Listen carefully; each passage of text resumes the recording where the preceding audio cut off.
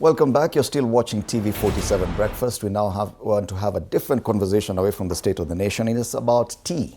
Yes, one of our biggest exports. So earlier this year, the tea levy regulations introduced a statutory levy on tea exports and imports under the authority of Section 53 of the Tea Act 2020. So the levy was previously in place until 2016 when it was scrapped. Its abolition left the Tea Board of Kenya and the Tea Research Institute, TRI, without sustainable funding. It's been reintroduced as at beginning of May. It was gazetted. At beginning of April this year, it was gazetted, and it took effect 30 days later. Now, to help us understand exactly what this tea levy is about, we are privileged to have with us Gigi Kagombe, who's an MP, Gatundu South. He also sits in the Departmental Committee of Agriculture and Livestock in the National Assembly, and he is the chairperson, Board of Trustees at the KTDA Foundation. Karibu sana. Asante sana. So, okay, when you talk about levies, and this one is not much talked about, probably farmers and those who deal in the tea sector are the ones who probably have come across this. Tell us more about this tea levy, what it means, what it's supposed to do. Thank you very much, Fred, and even to our viewers for having me this morning to discuss these matters. Because, first of all, as you have rightly said, tea is a very important product that we export. Last year, it contributed about 27% of all the foreign exchange earned in the country. Mm-hmm. It was only second to foreign diaspora remittances. So you can imagine diaspora remittances was at 30%, then tea was next at 27%. So we cannot overemphasize the importance of this product in the market and this crop, and therefore we must look at it. Now, in 2020, because it's good that I give you the chronology of events. In 2020, Tea Board which was now put together with AFA, was divorced from AFA and made now a separate entity as Tea Board. And after that, then there was the coming of the act that established the Tea Board. The act is called the Tea Act of 2020. Mm-hmm. Now, in that act, there was a proposal that there could be a levy. That act had 76 clauses or sections. Mm-hmm. 17 of them were challenged in court when it was signed into law, meaning that the industry felt, that it was not a properly done piece of legislation. When different groups, there was farmers went to court, manufacturers went to court, auction organizers went to court, brokers went to court, tea buyers went to court. Everybody, tea packers went to court. Everybody felt aggrieved by the provisions of that act, which made Senate decide to amend it in the year 2023. So in its existence of only 3 years, it was now again subjected to amendment.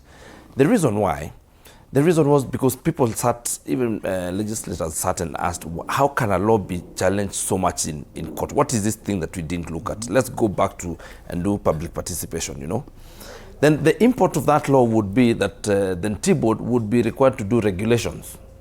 But before Tea Board could do regulations on it, which is subsequent legislation after an act has been passed, then it needed to do public participation.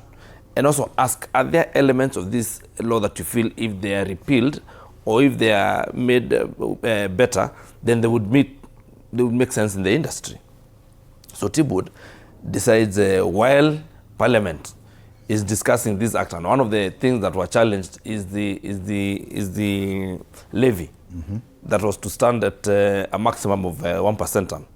So they decide, without the regulations and without any other document to rely on, they just rely on that provision that has been removed by Senate. It has now come to the National Assembly.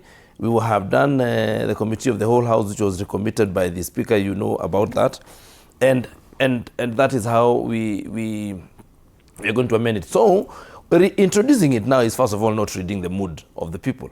Because when growers tell you that you do not want to pay that levy, why would you then reintroduce it? What is the meaning of public participation? If 141 factories are not willing to pay it, out of 141 factories who produce tea, who manufacture tea, then who is this thing that you'll be imposing the levy on? So, and you see, the timing of it is also very, very... so you're opposed to this levy? I'm opposed to that levy, completely. Because this Tea Board of Kenya has been in existence since that time in 2020 when it was introduced by this act.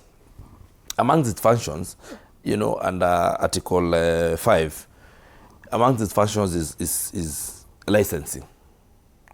And licensing, this company licenses nursery operators. You know, when you want to go and start a nursery place to propagate crops, you have to be licensed by Tea Board.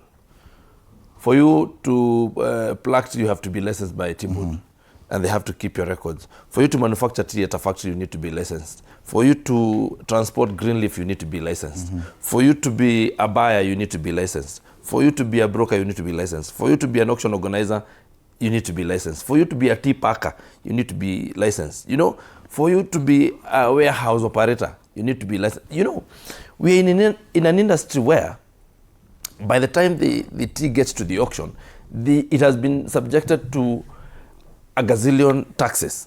You know, that is licensing alone. More than 9 licenses that are required to manage the, you know, before the tea comes from the farm to get to. Then these people want to increase, to put in a 0.8% levy.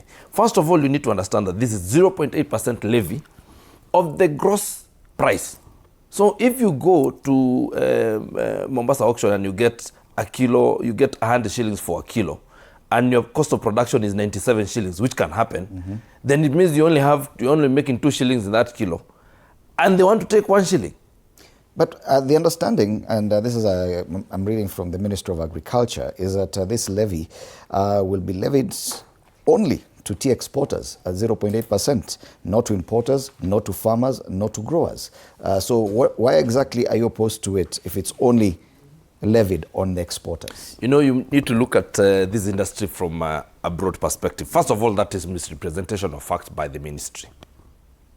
Because first of all, even this money, they do not intend for it to go to the consolidated fund. So it is a ministry thing that they're trying to pull some money to themselves so that they can do the things that they're doing that are not very, you know, that are not going down very well with us as farmers. What you need to understand is at the Mombasa auction, we have teas from Kenya, yes, but you also have teas from Uganda, Tanzania, Malawi, Mozambique, Rwanda. All those teas are offered for auction at Mombasa.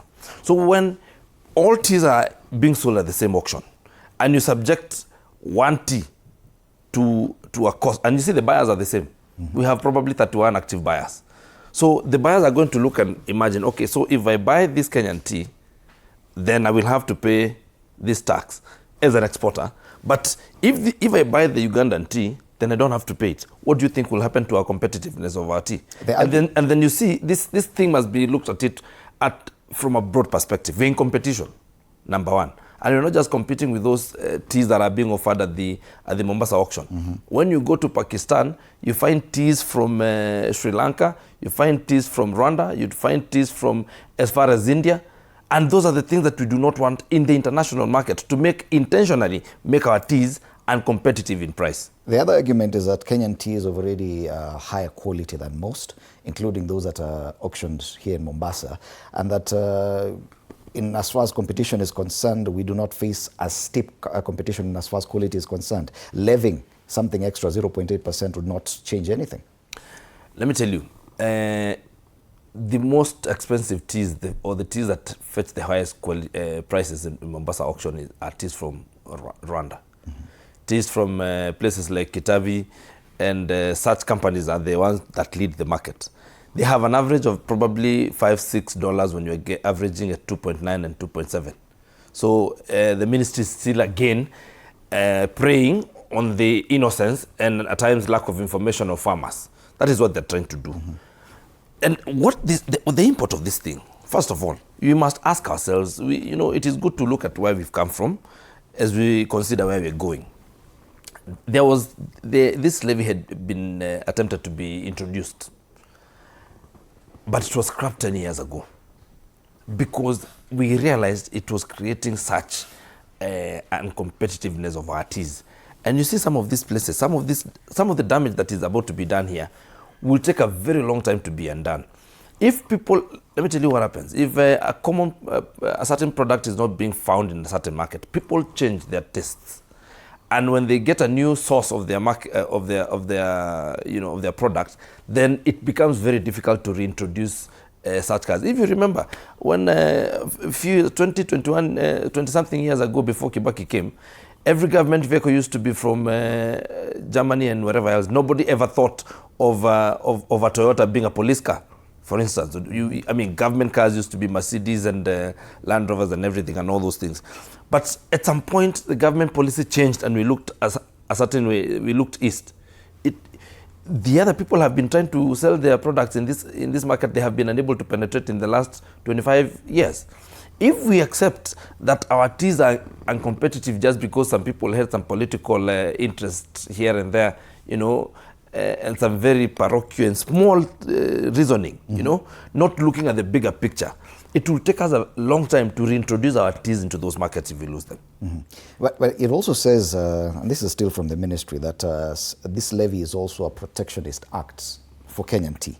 That if we do not levy some of this, then it would mean that our teas may become subject to some very cheap imports from many countries. But because now the levy on imported tea is actually high, it's levied on 100% of all imports, as opposed to 0.8% of the exports. Don't you think that that is a legitimate move as well by the ministry? Let the ministry not tell us that. That is not part of the ministry. That is part of the act. The act was done in parliament, not by the ministry. So let them just stop that.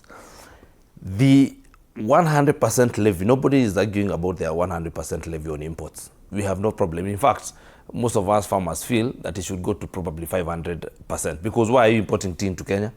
What are you coming to do? Not unless you're coming to do monkey business and you want to come and maybe blend our teas with others so that you export them in the name of Kenyan tea. And we have seen that thing done, again, with the concurrence of the ministry.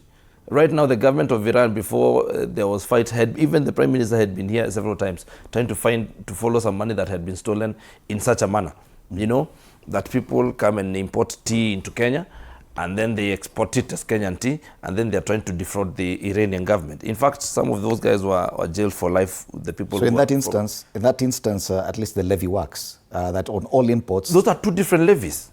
There's a levy that is prescribed at 100% for imported teas. Nobody is disputing that. If you hear farmers are saying we're not paying the 0.8. First of all, because I've told you the introduction of it was illegal. Because what needs to be done, what is prescribed in the act, must be followed by subsequent legislation, what we call regulations, so that you now establish when you are supposed to. The last time we were at T-Board, with them purporting to do public participation on these regulations, they came with a document and placed on the table. We asked them, what are we deciding? Because you have given us a document that is complete, that these are the regulations. We told them to go back, come to us as farmers, they come to the factories, they come to our AGMs, they call us for meetings, we give them our input, then they can do the regulations. And I'm looking at you and the roles you play. One, you represent farmers, yes, but you're also a member of parliament. You sit in the Departmental Committee of Agriculture and Livestock. And in that position, you may have come across this piece of legislation even when it came back for amendments in 2023, when you were already a member of the National Assembly. And one wonders, okay, where did you miss it? Were you part of this discussion? Was it done in a way that probably did not touch your committee? I would want to say this act was done in 2020. I was elected in 2022. So and that is why now I am part of the people challenging the 17 provisions of it. And now that I got a chance to be in parliament, I participated in its amendment to an extent that those people who think that these amendments should not be done wrote a petition to the Speaker to expunge my contribution to the debate, claiming that I did not declare conflict of interest. Conflict of interest being that I represent farmers. I represent over 700,000 growers and over 4.5 tea industry dependents. That I represent them. And I do not represent them because I am employed, I don't know by who. It is because they elected me through an electoral process that was conducted by IEBC. So that nobody has gone to challenge in court. So, I mean, it is... So because of that position that you hold, representing farmers, yes, your attempts to amend and correct what you feel is wrong in this act, this piece of legislation, was not taken by Parliament? Has been met with brute force by those people who think that they should be using farmers' money to do other business and not the business of paying farmers. In the proposed amendments that you talk about, are those amendments already before Parliament? Yeah, those have been discussed by Senate and agreed. It has now come because the bill emanated, the amendments emanated from Senate with the Senator Segei.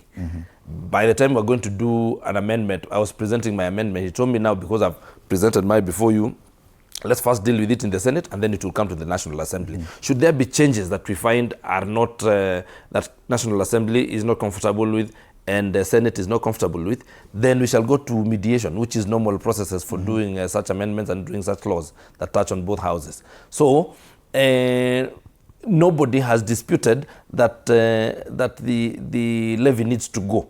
We cannot be asking, I mean, you know, Fred, we cannot be killing our own people. Instead of supporting farmers who are giving us so much foreign exchange, who, you remember how we have suffered here in this country before with foreign exchange, not so many years back. The industry that was at the, you know, at the front to stabilize that because of availability of, that kept bringing in dollars into the economy, is the tea industry. How then can it be that that is the industry we want to kill? So some of these advisors who are advising the government are people who are only led by very small you know, self-interest, very little self-interest, well, and are not looking at the big... The ministry further says that there are quite some teas exempt from the levy. Value-added tea packed into containers of 10 kg or less, tea extracts and tea aroma products, Kenyan teas processed for value addition in an export processing zone for local consumption, and that domestic retail sales are not subject to any levy. You still feel it's punitive. Why? I mean, yet when we started, we said farmers are not directly affected by that levy. It's only exporters. So why exactly is a pain point coming?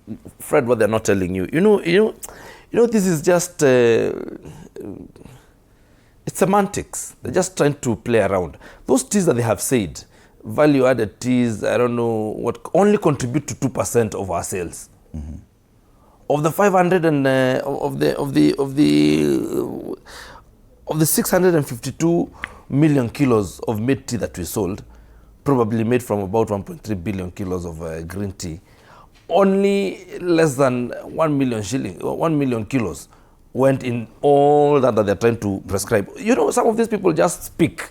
They don't know the details of this business. And this is a business. This is not some politics. Because, think about it. We have tariffs. For example, now, if you want to take tea to Russia, which is one of the markets that consumes black tea the way we make it here, unlike China where they consume green tea. If you're to take our tea to Russia, when it is value added, we have a tariff that attracts 12% of the value of that tea. So already that is a barrier. We cannot get our teas there because the government has not negotiated free barrier, removal of these trade barriers or these tariff barriers that are stopping our teas from being exported that way. That person who is talking about, who is lying to the people, is the person who is supposed to go to Russia and negotiate for removal of the tariffs so that our teas can now go there. Imagine this, a container of, a 40-feet container can only probably carry 25 tons of tea. when it is value added, it can only carry a maximum of 5 tons. Meaning, you will now start getting into other issues of logistics, because you will now need 5 tons, 5 containers to take what you'd have taken. So you prefer exporting without value addition? It is easier that way. Until and unless this government doesn't just say tea must be value added, you must look at the market. What are you going to tell someone who, a market like Pakistan, they sell their teas the way you find beans and cereals being sold in Yamakema. That's how they sell their tea. You're not going to make them change their culture. That is how tea is bought there. So they will be looking at your teas in tea bags. They're wondering whether you know exactly what you're talking to. So it's not as easy. And I'm not opposed to value addition. But we must think of ways of value addition, and not just, we take repackaging to be value addition. To me, when you see beer, I see value added barley or corn, So value addition must get to something else, so that we don't just, the mentality of these people who are telling you, everything that they've said there is just repackaging. You're saying you're not opposed to value addition, but some of these proceeds that come from this levy are intended to boost value addition at the manufacturing level. Don't you think that is something justified? There could be challenges here and there, but those can be sorted going forward? Value addition, the greatest part of value addition where government had intimated that it would support, was to be appropriated directly from the National Assembly. And Tea Board is also a beneficiary of appropriations from the National Assembly. We appropriate money, even right now, the money they are spending, before they started introducing that thing in April, the money they had spent, even in that April, was appropriated by the National Assembly. Since 2020, they have been operating on monies appropriated by the National Assembly. So that's number one. So they have monies that they have been working with. So they cannot claim that this is the only other place to get money. Number two, we must ask ourselves, Fred, and I do not want, we are trying to help farmers. That's why we are trying to get farmers, sugarcane farmers out of problems, and even repaying as much as 117 billion shillings so that the industry can stand. We are saying, coffee farmers, let's introduce a cherry fund that will come from the consolidated fund. We are saying, let's have commodities fund that can give farmers of different things, access to commodities and for credit for commodities.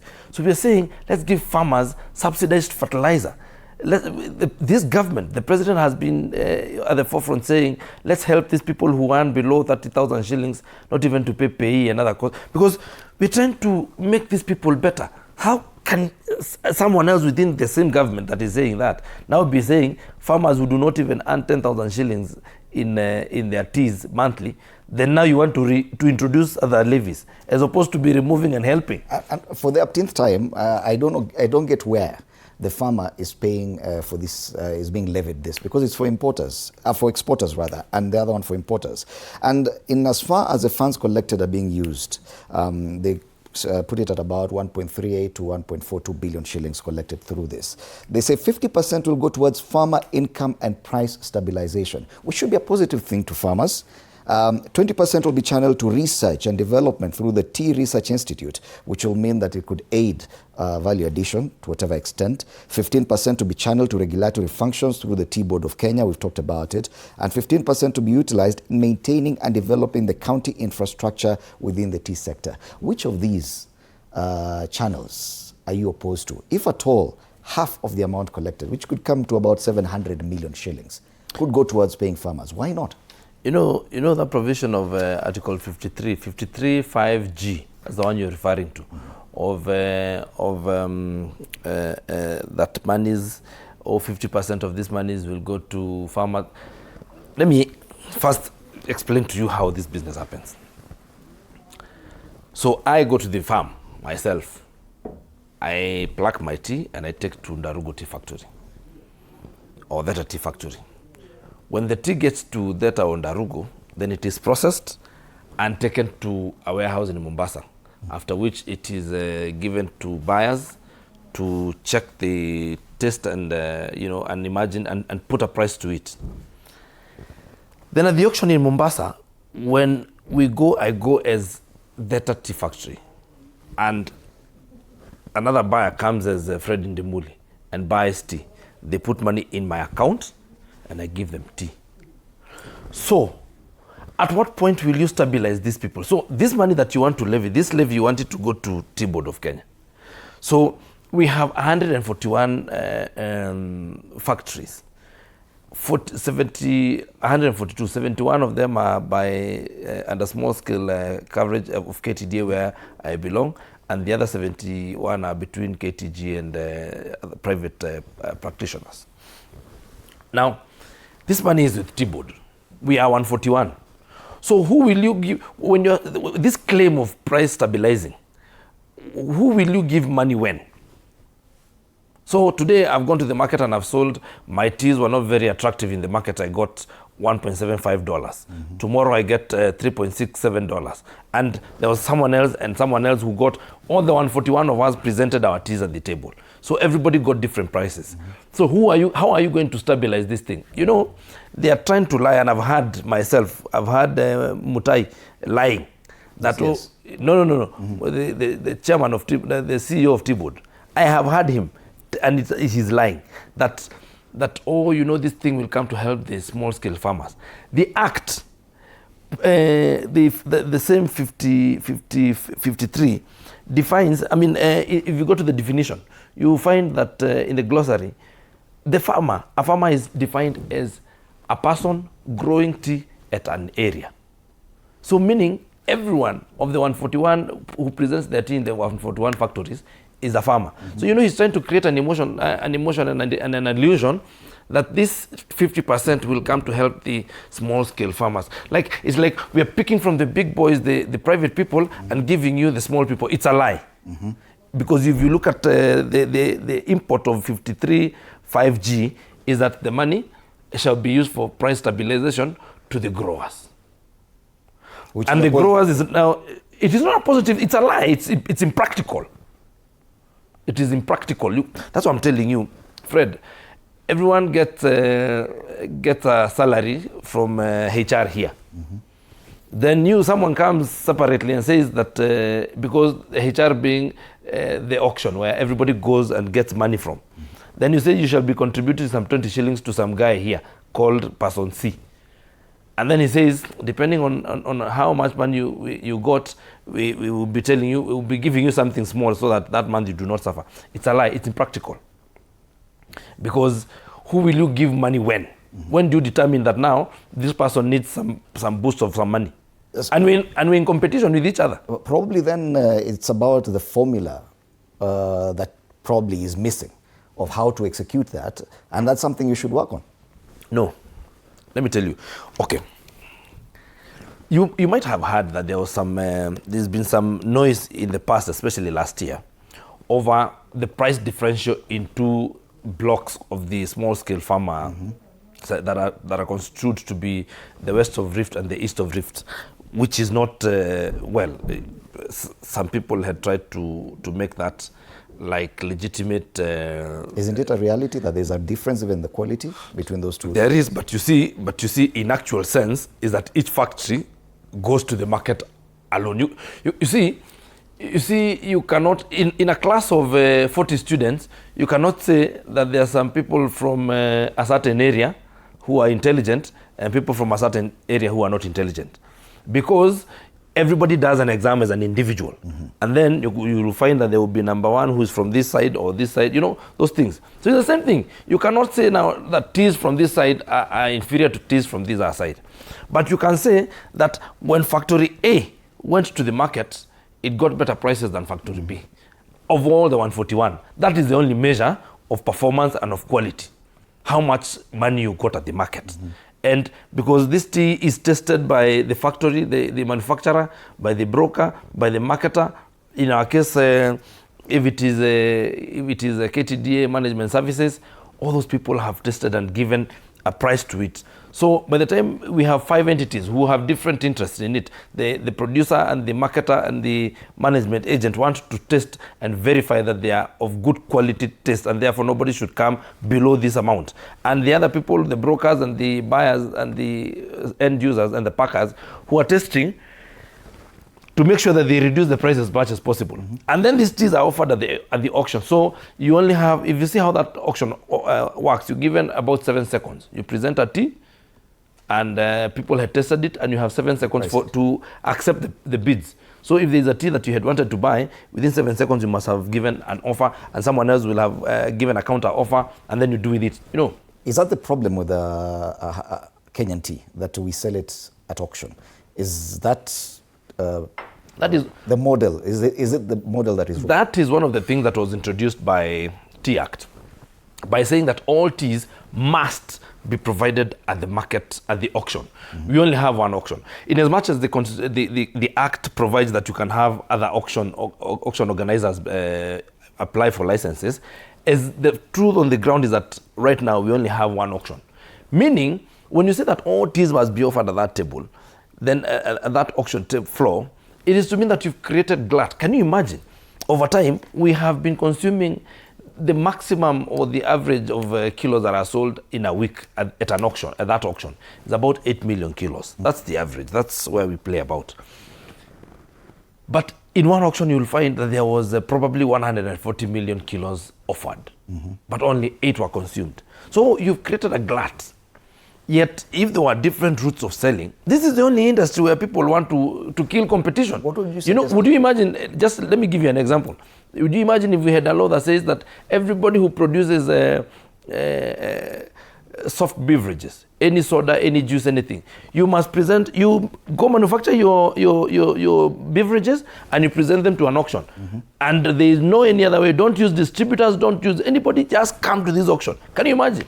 So that there will be so much sodas, so that the prices will go down. So this is something that was introduced that has no mind of the business. This is something that was done by people who do not understand this business at all, who do not know how it is conducted. Even as a representative of farmers, and this is a question I need to understand, do you represent both areas of tea growing, the West Rift and East of the Rift, or do you just base your activities on one side? No.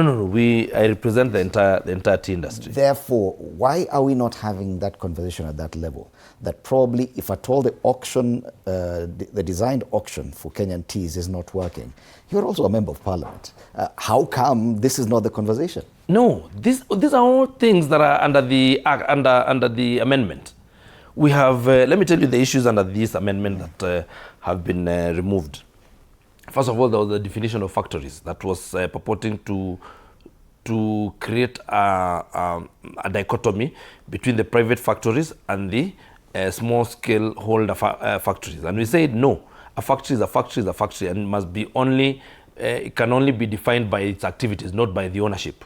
So we stopped that. So that the segregation that used to be there, because when someone says that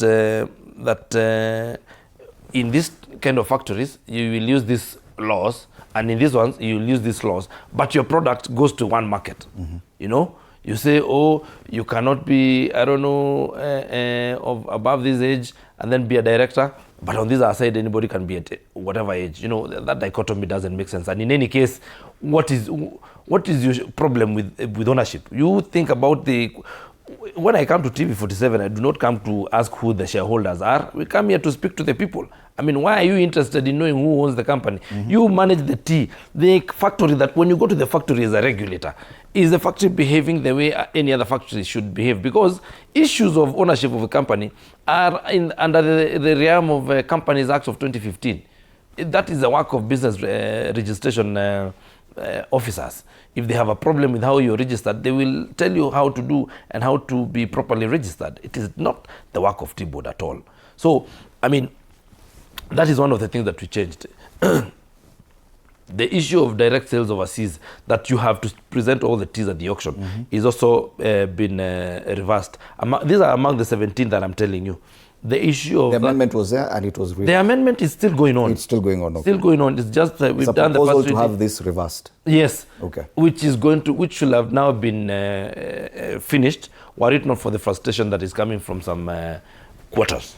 At what level is this these amendments at the national? We are now supposed to come to the committee of the whole house, and then the third reading, and then we present it to the president. What do you anticipate? Because this conversation, if at all it hasn't gotten to them, if this is being defended by the ministry, that means there will be government pushback. There will be no pushback, because the places where we expected some resistance at the Senate, I have had even the majority leader of Senate pronounce himself on this issue, on the levy issue, and say that he has also reconsidered it and he doesn't think it's a good thing. So we do not see any problem in I do not even think we are going to go to mediation with the Senate, because we are speaking the same language. Okay. We are speaking the language of the small farmer and of the farmer generally, you know, especially the small. The majority leader in the Senate comes from Kericho, a tea-growing area. Yes. So you are in agreement. Yes, on this matter. All these amendments. On the matter of this levy, we are together with him. We are seeing. On the levy, what about the direct sales? Even on the direct sales. Auction, yeah. On the direct sales, we have seen all these things from the same. Yes, we are now reading from the same script, because we subjected this thing, especially the National Assembly, we subjected it to a lot of public participation. We stayed for months on end doing public participation, and we said we are not going to be in a hurry. We shall let this farmer speak. And we got the presentations from KTD, from KTGA, from T-Board, we got from Tea Research Institute, we got from farmers, we got from manufacturers, we got from brokers, we got from packers. We listened to all of them. We have quite a number of international companies that do their business here, mainly production. But where revenues still have to go back to their home countries, probably in the tea sector. Are you getting the same support from them, or do they benefit in a different way from some of this? We are on the same thing with all of them. This is one thing that has gotten, a lot of times we do not agree on some of these things, like the private sector, like those companies that you're talking about, the foreign ones, were not, do not mind about direct sales overseas, because the way it had been designed that time, it was not affecting them. You know, we have things like, there's a time that the minister then had tried to fix a price floor, that we cannot sell these teas below this. And they were not okay with it, because they did not mind going below some prices, because their model of business is different from the small scale one. You know, in the sense of they move more quantities at slightly lower prices, while because of how we pay farmers, and farmers look at rate and want to hear how much was paid for bonus, and you know that it is the most popular thing you hear, how much was paid this year. And then we tend to do lower quantities, but a little higher prices. So it's just a business model. So when you introduce price floors, then there are some people who... So what I'm trying to say is that there are times we see things differently. But on this matter, on the matter of the levy, we are seeing it from the same perspective. All the players are seeing it from that perspective. All right. Is it an issue of overregulation that even from a KTDA perspective, you feel TKB is a bit too much? Do you feel the necessity for a regulator? Let me tell you, you know, at times laws are made, and it will not be honest to say that you can see something and see the DNA of the actual people who sat to do this law, you know, depending on their biases in life and what they know and many other things. So I see there was a bias against this industry when this law was being done. Because tell me why somebody wants to know why, if you want to know who the directors of this company are, you go to the CR12 and probably now do your KYC or your due diligence on those people. You're a government agency. If you want to know if they have whatever cases or anything, you can ask them to present your police good conduct, EACC reports, and all those things if you want to know about them. Yeah. But for you to want to be involved in how they get to elect their directors, which is really in the purview of the Companies Act, in the purview of another government entity that is established under an act just like you. You know, it's like you become you in the industry, in the agriculture industry, but you're saying that you want to be seeing the driving licenses of people who are carrying potatoes. I mean, that is in the realm of traffic officers. So you should let different organs do their work. Why do they feel the need to come and conduct elections? How do they need to come and be involved in the setup of the memorandum and articles of association of a company, which really they have nothing to do with, because that is the purview of a Companies Act. You know, you find that they want to be everywhere. These people are not giving you a market. I've told you these people have put a levy and a tax in terms of licensing. You know that tea is subjected to over 10, 11 licensing fees. All that burden is carried by the farmer. Because you see what happens is that in this chain, it's very unfortunate that the farmer is the one who's at the end of the chain.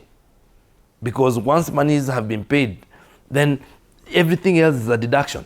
You used electricity, you reduce, you paid labor, you deduct from there, you paid diesel for transport and for when you have blackouts, and you paid for firewood, and you paid for everything, all that expenditure.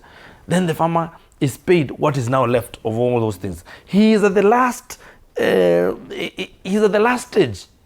So and now even these people want to come way before, they want to be the first people after the tea is sold to receive their 0.8%. We cannot allow them. But are we saying that the business model here, or the advantages that could be enjoyed elsewhere in markets like Rwanda, who use our auction as well, the auction in Mombasa, that they are at an advantage, Uganda, Burundi, Tanzania, or how does that market differ from Absolutely. Look at, I would like you to look at the market trend in the last 2 months now after this was introduced. Prices have gone down completely. Look at companies like GOtv and Kinoro and, you know, Theta, Darugo. All of them are on the decline. Because you see in a market, you know, stability is very important. When you're a buyer and you start hearing issues of introduction of levies, you know, generally we as human beings do not like verifying information correctly. But you know, propaganda and you know, half truths and half wits move very fast. You hear someone has an idea that there's something happening in the tea industry, but they don't know exactly what it is, you know. Just like we are saying here, you hear people saying, oh, you know, this thing is only going to be levied on exporters and not. That noise, the way you are as confused, that's how the buyer is. Even the buyer isn't certain.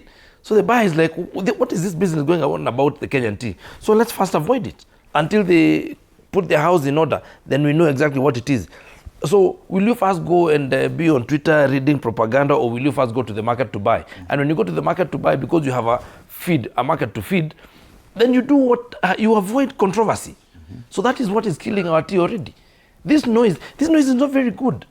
You wouldn't be very happy when you have a product where everybody is talking about. What kind of, if you could mention a single advantage that our neighbors, our immediate neighbors have in their industry as compared to us, away from this levy?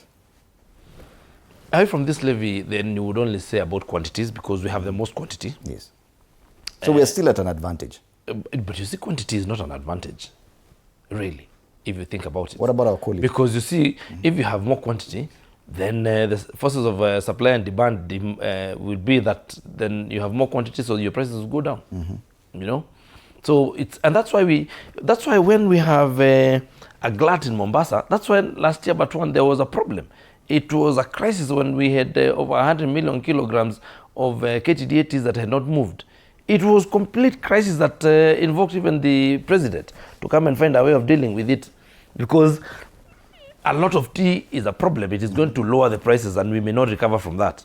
So the other advantages that other countries may have is just other than quantities and the levies, they're able to move most of their teas because of every country has unique teas, and therefore if you do not have as much tea as the other country, and your tea is also needed in the market for its superior or different and unique quantities or qualities, then it will still move, and then you're able to move all your teas. Okay. Yeah. Now, quite some feedback on this discussion, especially on our YouTube handle. Mutai Kipkoech Willie 7415 says tea factories pays only 7,500 only per year. No other fees or charges paid by Kenyan tea farmers. He's asking a question. I did not understand that one. So he also goes on to say direct sales overseas have been ongoing since 1953. You should stop lying on national TV. You're trying to amend the tea cap 343 to increase the management agency back to 2.5%. Is that something you understand? I understand what he's trying to say, but he's just not understood, and he has not. It is true. Direct sales overseas have happened since the 70s, but it was stopped by the Act by saying that all teas shall be offered for sale at the auction, which is something that is among the issues that is among the 17 sections that I told you were challenged in court.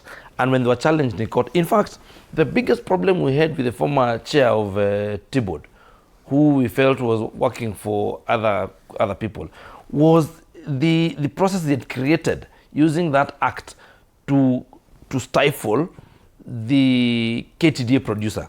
But depending on where you see now the issue on something like DSO, it's not something you can argue with them. They should just tell you that was only suspended for like 2 months because we went to court. But even now, the courts have not. We are only doing DSO because there's a court order, and that is why one of the reasons why we are amending the. So as it is now, right now, it's through auction only. Because I see quite a number of people saying, no, that's not true. No. Listen to what I'm saying. There's confusion. There has been DSO. The Act of 2020 came to stop it. We went to court, we as KTDA went to court. And we are operating on the lift that was lifted by the court. But the Act still says that is what we are amending. But at least direct sales still are going on because of that on the lift of the court. All right. Someone says the funds. This is Enoch Mate. The funds from tea levy is not going to the ministry, but to the tea industry as follows. I think we had talked about 50%. Yes, that one was answered. Yeah. All right. I think those are the main. But there appears to be a lot of confusion, as you say, with what exactly is happening with the regulations, the act that is there, the amendments that you're following. How come there's all this confusion? How come when it comes to the tea sector, it is not clear-cut? There has been over-regulation of that industry. When you find a board like T-Board that has been given over 24 functions under their, functions of the board, then you start wondering what mischief we're curing. When you have 10, 13 licenses for one product, you start wondering what happens to your competition. How many licenses are in sugarcane? How many licenses are in cotton? Then you start wondering what the mischief that people were creating was. But largely this industry was under government.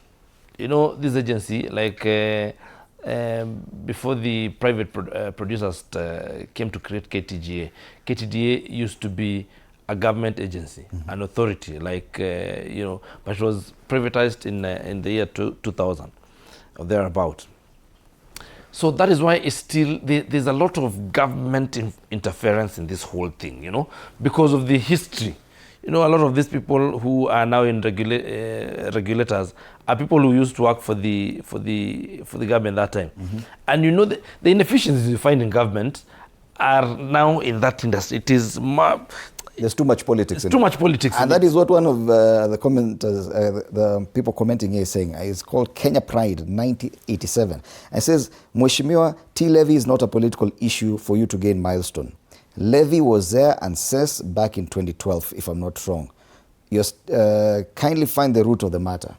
Yes, we are saying, and it was removed in 2012. Why did it remove? Why did we remove it? 2016 or 2012? 2012.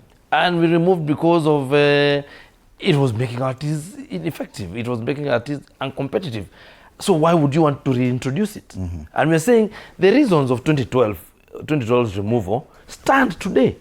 Nothing has changed in the industry. But listening to you, Mheshimiwa, it looks like there's a lot of politics in the tea industry. There's a lot. That is true. Is that part of the problem? That is true. There's a lot of politics. There's been introduced a lot of politics in tea, and it's not a new thing anyway. It's always been a volatile area, in that sense. But if you look at the issues that were on TV or in Parliament last year about that thing that we're calling price differential, you realize that was just politicization of weaponizing of politics in business. Because when a task force was made by the speaker, when it went for its findings, a lot of those people who were very strong on the floor of the house challenging how things are done came very quiet. You didn't hear them again because they went and found that they've just been politicizing things that are actually business decisions made by different people. Right. And that there was not going to be a cure. And you know, we say for small things, law has no cure. On issues of quality of tea and such things, the law will not give you any cure. You will have to go and produce that quality. All right. GG Kagombe, final word. What's the way forward now? What would be the way forward is for Tea Board of Kenya and the CS Agriculture stop their shows. These things that they're doing, I think tomorrow, I don't know, they're going to factories in Nyeri and Kangaita.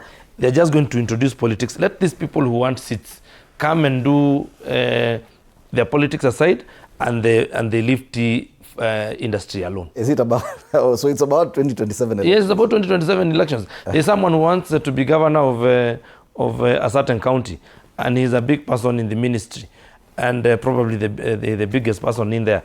And he wants to use this platform to create his own political base. So, I mean, watu wachane na industry ya kahawa na majani chai. Ukitaka kwenda siasa, wewe enda kama wanaume wengine. Stop hiding behind tea. GG Kagombe, MP Gatundu South, also sits in the board of directors of the KTDA Foundation as a chairman, and is also a member of the Departmental Committee of Agriculture and Livestock in the National Assembly, talking about his opposition to the tea levy that came into force this year. This is a conversation that will definitely continue, and I've seen the level of interest in this, so you can continue talking to us on the same online through our social media pages, TV47 Kenya on YouTube, where we're streaming live on Instagram and also on Facebook. On X, it's TV47 Digital. Use the hashtag TV47 Breakfast. We still have a lot more in store for you. After the break, we talk matters, relationships. And today, Anodida will be talking about, does the one who loves you more always lose? But anyway, asante sana Gigi. Very good. Thank you very much, Fred. Thank you. Asante sana.